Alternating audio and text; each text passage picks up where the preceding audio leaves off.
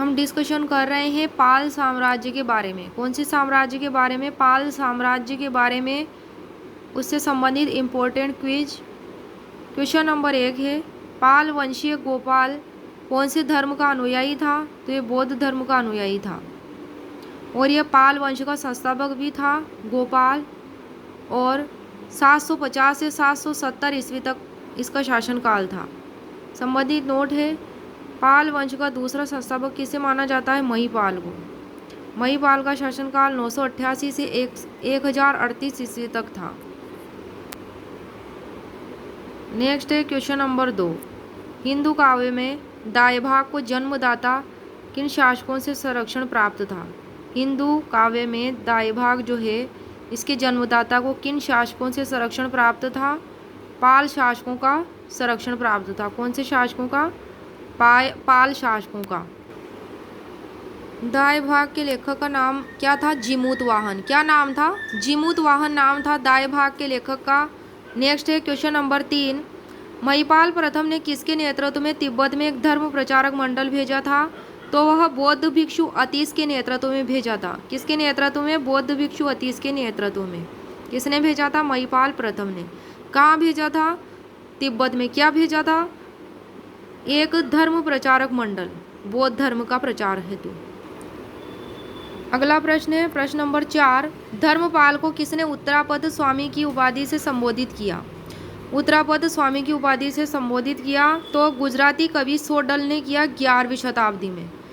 और धर्मपाल कौन था? गोपाल का पुत्र था। पाल वंशीय शासक गोपाल का पुत्र था धर्मपाल।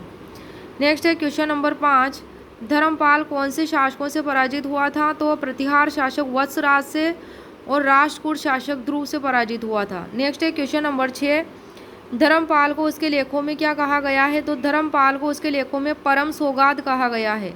धर्मपाल ने विक्रमशिला विश्वविद्यालय तथा सोमपुरी पहाड़पुर में प्रसिद्ध विहारों की स्थापना की थी। क्वेश्चन नंबर 7, किसकी राजसभा में प्रसिद्ध बौद्ध लेखक हरिभद्र सूरी निवास करता था? धर्मपाल के राजसभा में। नेक्स्ट है क्वेश्चन नंबर 8, तिब्बती इतिहासकार लामा और तारानाथ के अनुसार गोपाल ने कहाँ पर एक मठ का निर्माण करवाया था? तो ये ओदंतपुरी में करवाया था। कहाँ करवाया था? ओदंतपुरी में इसका निर्माण करवाया था। नेक्स्ट है क्वेश्चन नंबर 9, मत्स्य न्याय किसे कहते हैं? तो मत्स्य न्याय किसे कहा गया है? 8वीं सदी में बंगाल में जो आंतरिक अव्यवस्था फैली हुई थी, कहाँ पे? बंगाल में आंतरिक अव्यवस्था फैली हुई थी, उसे क्या कहा गया है? मत्स्य न्याय कहा गया है। नेक्स्ट है क्वेश्चन नंबर 10 है, धर्मपाल की महत्वपूर्ण विजय कौन सी थी? तो धर्मपाल की महत्वपूर्ण विजय कन्नौज के शासक इंद्रायुध को पराजित करके चक्रायुध को अपने संरक्षण में लेना ही चक्रायुध को अपने संरक्षण में कन्नौज की गद्दी पर बैठाना। क्या था? कन्नौज के शासक इंद्रायुध को तो पराजित करना, फिर उसको पराजित करके चक्रायुध को अपने संरक्षण में लेकर कन्नौज की गद्दी पर बैठाना। धर्मपाल का शासनकाल था 770 से 810। 770 से 810। धर्मपाल बौद्ध समर्थक था। वैसे तो सभी पाल शासक बौद्ध समर्थक थे, बौद्ध धर्म के अनुयायी थे। धर्मपाल की राजसभा में बौद्ध लेखक हरिभद्र सूरी को स्थान प्राप्त था। प्रसिद्ध विक्रमशिला विश्वविद्यालय की स्थापना भागलपुर बिहार में की थी धर्मपाल ने। नेक्स्ट है क्वेश्चन नंबर 11, नालंदा विश्वविद्यालय का पुनरुद्धार किसने करवाया था? तो यह धर्मपाल ने करवाया था। इस विश्वविद्यालय के व्यय की पूर्ति के लिए 200 गांवों के राजस्व को दान में दिया गया था। इसको 200 गांवों के राजस्व को दान में दिया गया था। क्वेश्चन नंबर 11, नालंदा विश्वविद्यालय का पुनरुद्धार किसने करवाया था? तो यह धर्मपाल ने करवाया था। इस विश्वविद्यालय की व्यय की पूर्ति के लिए 200 गांवों के राजस्व को दान में दिया था। क्वेश्चन नंबर 12, देवपाल किसका पुत्र था? धर्मपाल का पुत्र था देवपाल। देवपाल का शासनकाल 810 से 850 ईस्वी तक था। 810 से 850 ईस्वी तक उसने प्राग ज्योतिषपुर और उड़ीसा के कुछ हिस्सों को अपने साम्राज्य में मिला लिया था। किसने? देवपाल ने। नेक्स्ट है क्वेश्चन नंबर 13, मीर भोज को किसने पराजित किया था? मीर भोज प्रतिहार को देवपाल ने पराजित किया था। क्वेश्चन नंबर 14, देवपाल ने कौन सी उपाधि धारण की थी? तो परम सौगात की उपाधि धारण की थी देवपाल ने भी और धर्मपाल ने भी परम सौगात की उपाधि धारण की थी। नेक्स्ट है क्वेश्चन नंबर 15, मुंगेर को अपनी राजधानी किसने बनाया था? देवपाल ने बनाया था। किसने बनाया था? देवपाल ने। नेक्स्ट है क्वेश्चन नंबर 16, देवपाल ने किसे और कहाँ का प्रधान आचार्य नियुक्त किया था?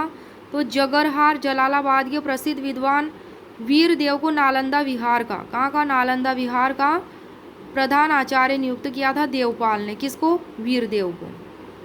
नेक्स्ट है क्वेश्चन नंबर 17, 9वीं सदी के मध्य में किसने भारत की यात्रा की थी? तो वो सुलेमान ने की थी, जो एक अरब व्यापारी था। सुलेमान कौन था? अरब व्यापारी था।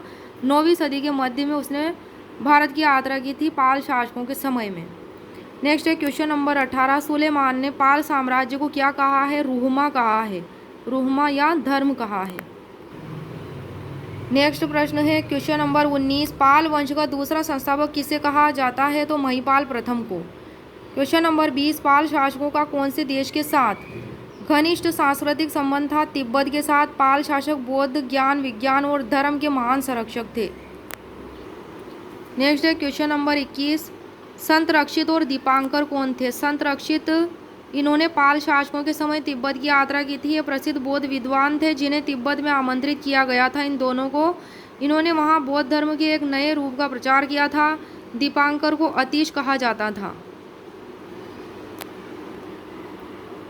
नेक्स्ट है क्वेश्चन नंबर 22, दक्षिण पूर्व एशिया में किसका वर्चस्व था? शैलेंद्र वंश के साम्राज्य का वर्चस्व था दक्षिण पूर्व एशिया में, और यह मलाया, जावा, सुमात्रा और उसके आसपास के द्वीपों तक फैला हुआ था उनका साम्राज्य शैलेंद्र शासकों का।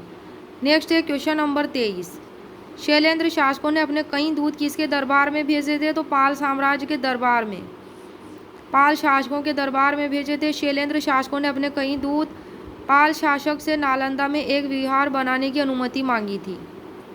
किसने? शैलेंद्र शासकों में से एक शैलेंद्र शासक ने।